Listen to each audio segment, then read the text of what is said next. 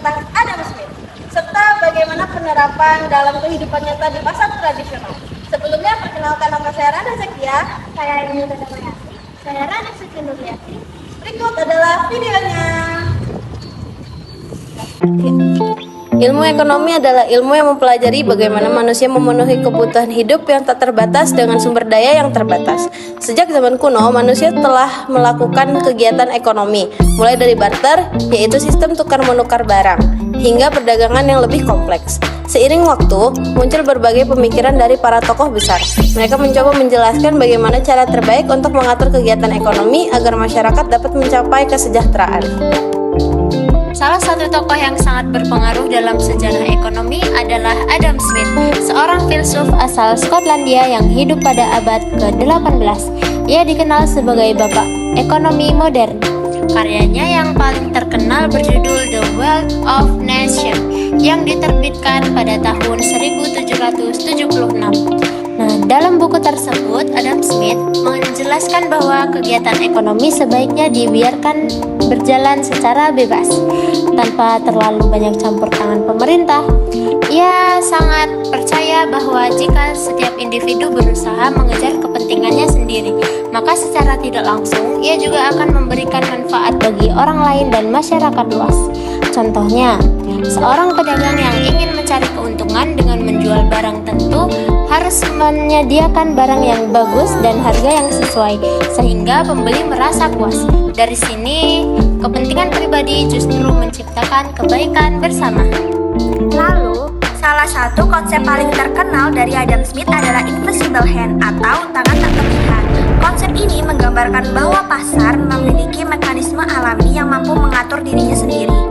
Harga barang tidak perlu ditentukan pemerintah karena akan terbentuk melalui interaksi antara penjual dan pembeli. Jika permintaan suatu barang meningkat, harganya akan naik. Jika barang berlimpah, maka harganya akan turun. Dengan kata lain, keseimbangan pasar tercapai melalui interaksi permintaan dan penawaran. Konsep inilah yang menjadi dasar dari sistem ekonomi pasar bebas. Pemikiran Adam Smith ternyata masih sangat relevan hingga saat ini. Di era modern, mekanisme pasar terlihat bukan hanya di pasar tradisional, tetapi juga ada skala yang lebih besar, seperti perdagangan internasional, harga komoditas, pertanian, bahkan pasar saham. Meskipun dalam praktiknya, pemerintah terkadang ikut mengatur harga, misalnya melalui kebijakan subsidi atau penetapan harga tertentu, mekanisme pemerintahan dan penawaran tetap menjadi faktor utama yang menentukan harga di pasar. Inilah bukti bahwa teori Adam Smith tidak hanya bersebatas teori klasik, tetapi juga fondasi penting bagi perkembangan ilmu ekonomi sehingga masa sekarang. Untuk memahami lebih jelas bagaimana konsep mekanisme pasar Adam Smith berlaku dalam kehidupan nyata, kami melakukan observasi di pasar tradisional. Di pasar, penjual menawarkan berbagai barang kebutuhan sehari-hari seperti sayur, buah, ikan, dan daging. Pembeli datang dengan kebutuhan masing-masing dan seringkali terjadi tawar-menawar sebelum tercapai kesepakatan harga. Harga yang terbentuk di sini bukan ditentukan pemerintah, melainkan hasil interaksi langsung antara penjual dan pembeli.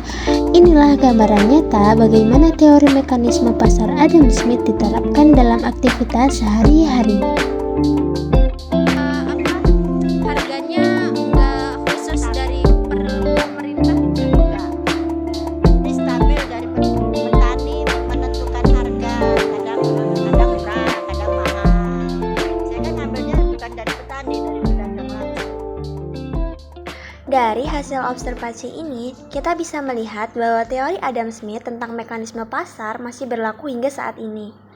Harga terbentuk dari interaksi permintaan dan penawaran, bukan dari campur tangan pemerintah. Hal ini menunjukkan bahwa ilmu ekonomi tidak hanya ada di dalam buku, tetapi juga nyata terjadi di kehidupan sehari-hari, khususnya di pasar tradisional. Sekian video dari kami, terima kasih sudah menonton. Sayang,